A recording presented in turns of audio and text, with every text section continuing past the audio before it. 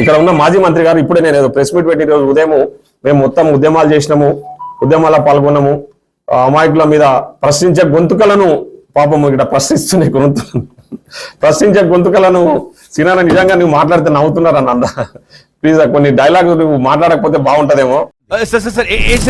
ప్రశ్నించే గొంతుకలను సినాన నిజంగా నువ్వు మాట్లాడితే నవ్వుతున్నారు అన్న ప్లీజ్ కొన్ని డైలాగ్ నువ్వు మాట్లాడకపోతే బాగుంటదేమో.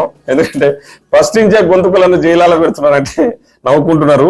అట్లాంటి డైలాగ్స్ మాట్లాడకపోతే బాగుంటుంది. ఎందుకంటే ప్రజలకు తెలుసు వాస్తవాలు ఎవరు ప్రశ్నించే గొంతుకలు, మీరు ఎవరిని ప్రశ్నించే గొంతుకలను లోపలేసారు, ప్రశ్నించే గొంతుకలను మీరు మళ్ళీ లోపలేస్తున్నారంటే చాలా మంది ప్రశ్నించే గొంతుకలను 10 సంవత్సరాలుగా మీరు పాలమూరులో ఏ విధంగా అనగదొక్కిరో ఇక్కడ అందరికి కూడా తెలుసు.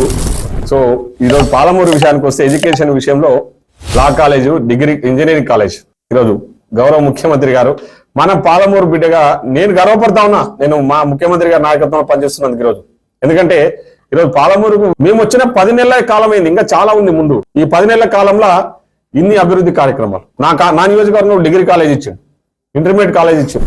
ఈ 10 నెలల కాలంలో ఇంకా చాలా ముందు ఇంకా రాబోతా ఉన్నాయి. ఇక్కడ మన దగ్గర యూనివర్సిటీలో పాలమూరు యూనివర్సిటీకి లా కాలేజ్, ఇంజనీరింగ్ కాలేజ్ మన పిల్లలు గవర్నమెంట్ లో చదువుకునే విధంగా ఇవన్నీ ఉన్నాయి. కాబట్టి ఇప్పుడు హాస్టల్స్ విషయంలో మీరు ఏదో ప్రెస్ మీట్ పెట్టి మీరు మాట్లాడిన ఏదైతుందో మేము పనిచేయడానికి ఉన్నాం మేడం, మీరు అందరు కూడా తెలుసు, మీకు కూడా వాస్తవాలు తెలుసు. కానీ ఏం చేస్తారంటే పైన కొన్ని ఒత్తిళ్ల వల్ల మీరు ఏదో ప్రచారాలు చేసుకుంటున్నారు, శ్రీనివాస్ గౌడ్ లాంటి వాళ్ళ వ్యక్తులు. కానీ అది ఎందుకంటే ఈరోజు మేము ఎక్కడ కూడా మీలాగా తిని ఇంట్లో కూర్చుంటలేమన్నా. మీ మాజీ ముఖ్యమంత్రి గారు లాగా మా ముఖ్యమంత్రి గారు 24 గంటలు పనిచేస్తున్నారు, 24/7. కాబట్టి ఆరోపణలు చేసే ముందు, ప్రభుత్వాన్ని మీద ఆడిపోసుకునే ముందు కొన్ని వాస్తవాలు తెలుసుకొని మాట్లాడితే బాగుంటుందని చెప్పేసి ఈ సందర్భంగా